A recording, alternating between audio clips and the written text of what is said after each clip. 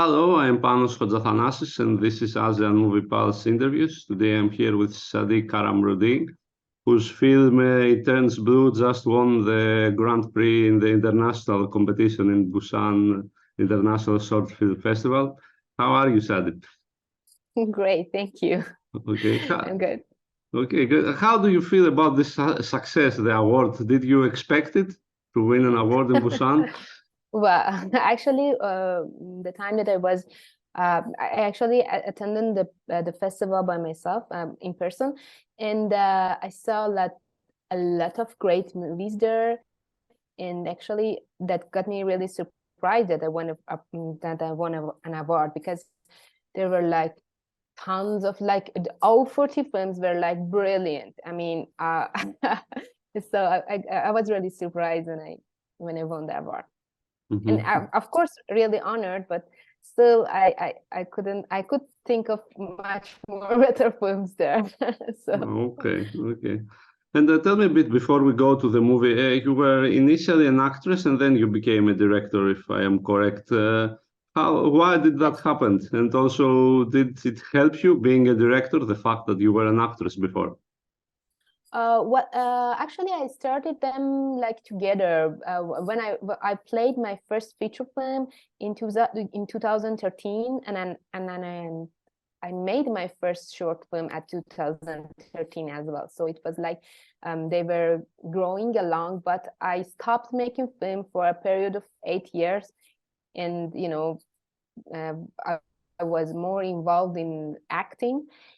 Then I decided to direct again, and that was my second film, which I actually played in. I mean, I was both an actor and director. That film was premiered at Busan International Film Festival. And after that, I continued making films. About your question about helping, yeah, it actually very helpful for me, but in the other side, I mean, when I'm acting, the fact that I know directing really helps me I know how it's going to be like, and I know the process of editing and everything. So I tried my best to be a good actor for the editor. So yeah, that helps me the other way more. But yeah. Okay, and after I watched the movie, the first question that came to my mind is, why blue? Well, because I was seeking multiple meanings from this word, from this color. My main intention was, you see, the blue is the color of the bruises, and for me, domestic violence is not something that is not about like blood or red. It's not like that in my head, but rather something that happens later on. I mean, when you're hit by something, at first it's become a little bit red, but over the time it becomes blue. And that is the way I think about domestic violence, because their impact is not immediate. It's immediate, but it will show itself during the time.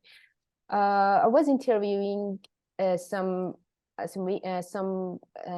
adults that have been a victim of domestic violence during their childhood, and they all were like, you never forget about it. It will remain for the rest of your life. So I thought that I think of that like as a bruise. And then blue is also has the meaning of like sadness and sorrow in itself. And yeah, and I really like to play with words like this. I just like to have like multiple meaning of some word that I'm using, especially in the name of the film, in the title of the film. And why did you decide to deal with such a topic, such a difficult subject, let's say? Well, actually, in Iran, as like most of the countries, it's a big issue. It's very important, and yeah, I was always thinking of this matter, and it was a big issue for me. And I tried my best to when you're making a short film, it's not possible for you to go through all aspects of an important issue. You have to be short and you have to be specific.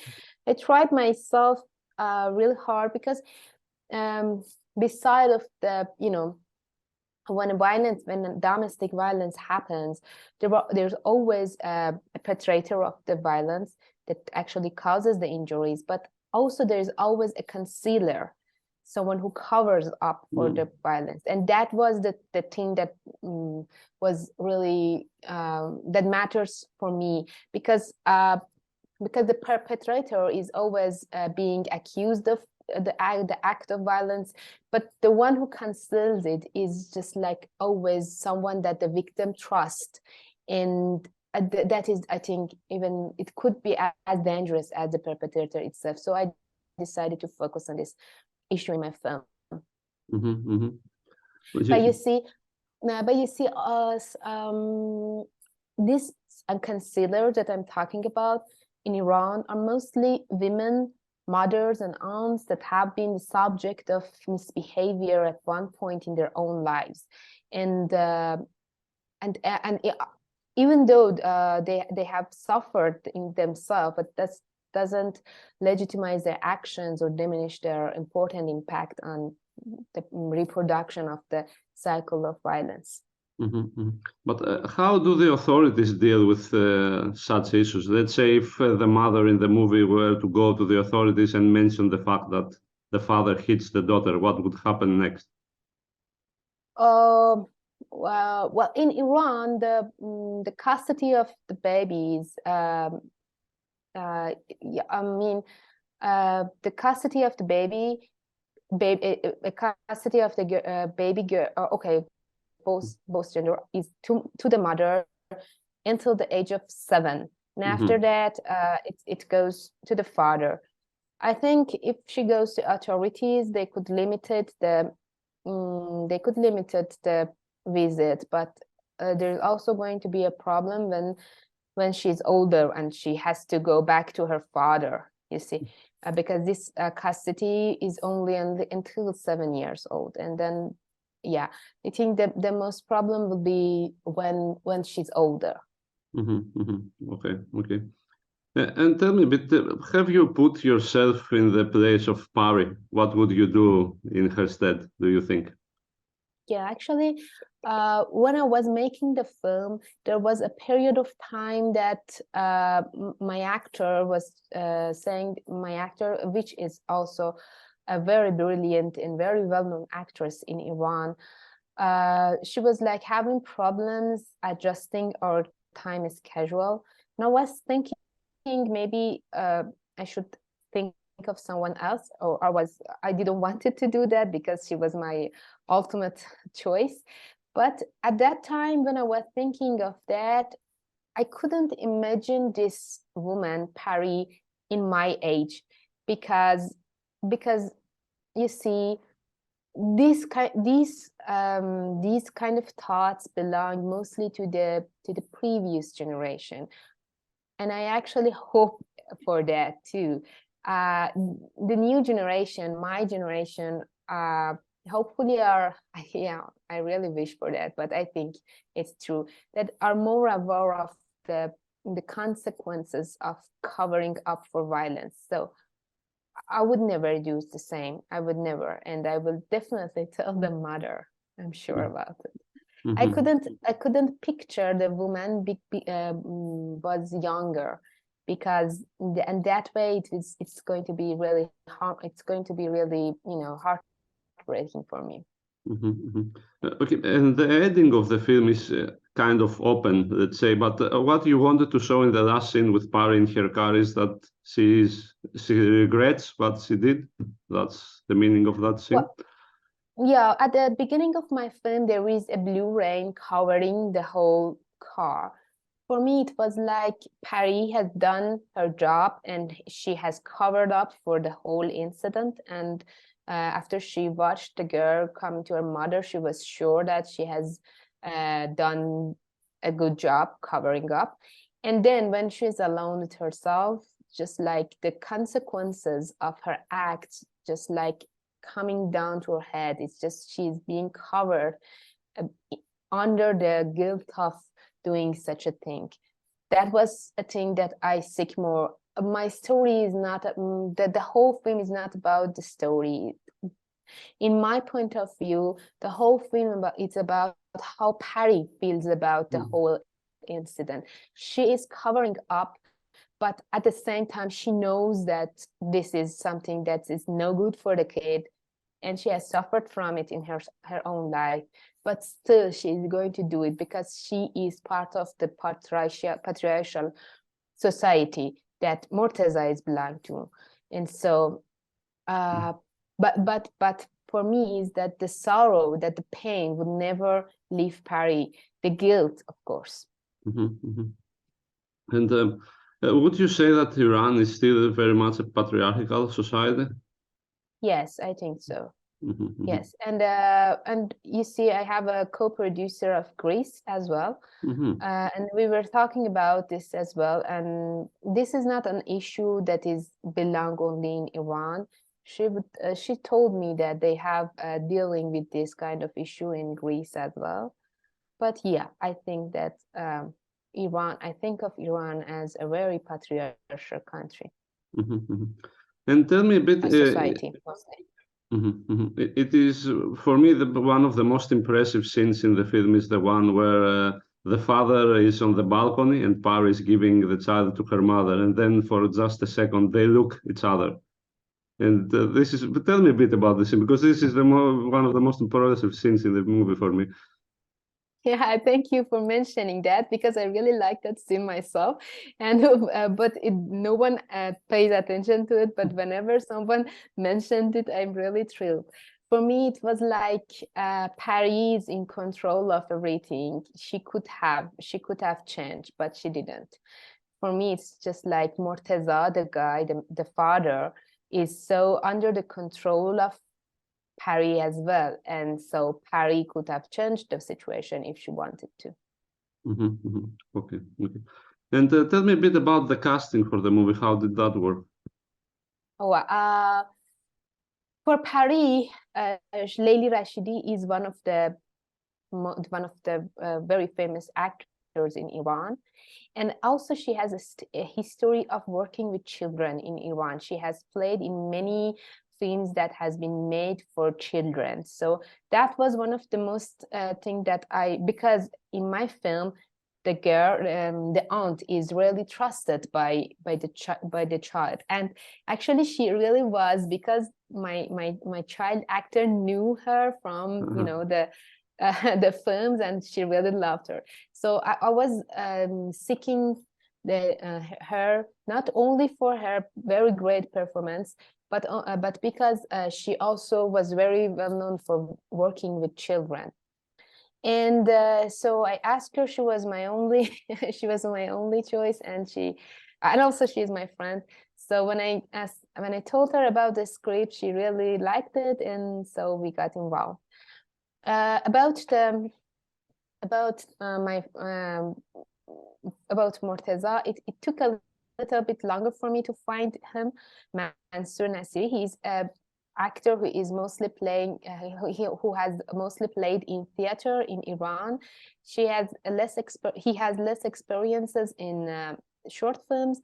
But the funny thing is that the film that he had played before has won Grand Prix in Busan like last year. So okay. There is a thing that we're seeing every film that he plays in, because he has played like in 3 short films, and 2 of them has won the Grand Prix in Busan. So you're having this the joke that everything that you played in is just going to give an award in Busan. So, but about my little girl, it was very hard. I had a girl that I had an actress who was a little bit like 6 months younger than the one that is in my film. We start the shooting, and at the middle of the day of shooting, I realized that it's not possible because she was too little. I mean, at this age, 6 months matter. It's a lot. When you have a kid that is 3.5, it's really different from a kid that is 4. So we realize we come to this decision that it's going to be hard for both the child and me myself as the director. And also since I was making a film about violence against children, I have no intention of having a violence on a child. So I decided that she's too young, and since she has born in during the COVID time, she didn't go to kindergarten, so she didn't know how to socialize with a lot of people in the set. So I decided to reshoot the first day again with another actor who is a little bit older and has the experience of being in kindergarten and knows how to deal with a lot of people, which, by the way, is the one who is playing in my film. And she's like brilliant. I mean, for me, she was like always good at the first shot and at every first, yes, and at the first take. And yeah, I was very lucky to find her in a very short time. But did you explain to her what is happening in the movie, like what her role is? That No, I didn't. okay. She had no idea what's going on. And when in the scene that the Pari and the girl are, you know, on the bed, and Pari asks her about the father.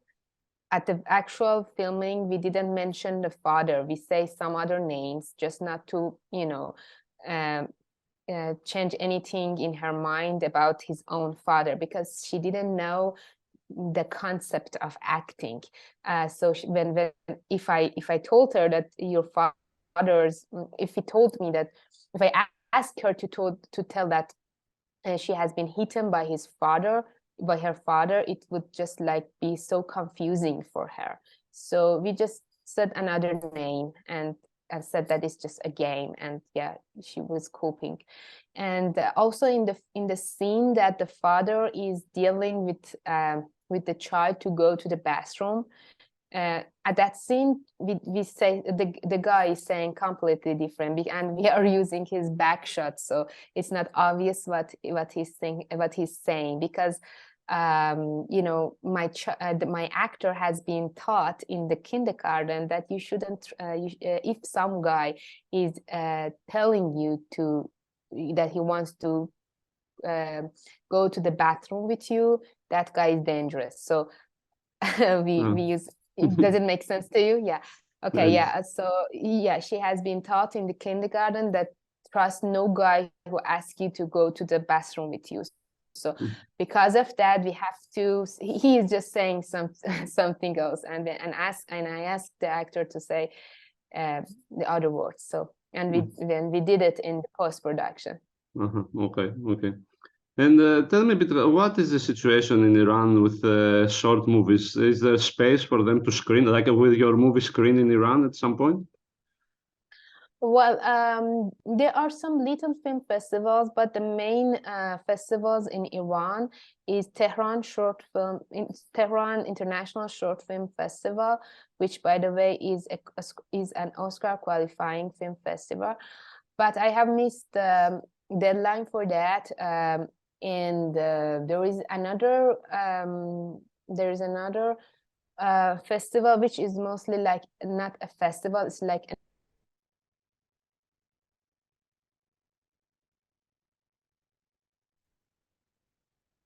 Okay. So I was saying I missed the deadline for the in Tehran Short Film Festival that I mentioned, but also there is another film academy in Iran which is very important, and I'm going to attend there, but it's not like a festival, it's more like an academy award. So but there are smaller festivals as well in Iran, and that I'm going to attend for my next year. And last question, I guess, about your future project, both in acting and directing. What are you planning? Well, as an actor, that I have to wait for my suggestion. I mean, I have to see what's going on and what I have, but mainly I am actually a very picky actor. I try to just because film making just take a lot of time of me. So I try to go for a film as an actor when I find it very interesting or very, you know, special. Otherwise, it's just I prefer to focus on my filmmaking if it's not like very good role or very good script. But as a filmmaker, I intend to make another short film, and also meanwhile I'm working on my feature film, and hopefully I will make it after this short film. Okay, great. Well, I guess that's it. Thank you very much for your time. Thank you so much. Thank you so much. I was really happy. Sorry for the, you know, big connection. No worries, no worries. So this was ASEAN Movie Pulse interviews from Panos and Shadi. Have a nice day. Bye. You too. Bye bye.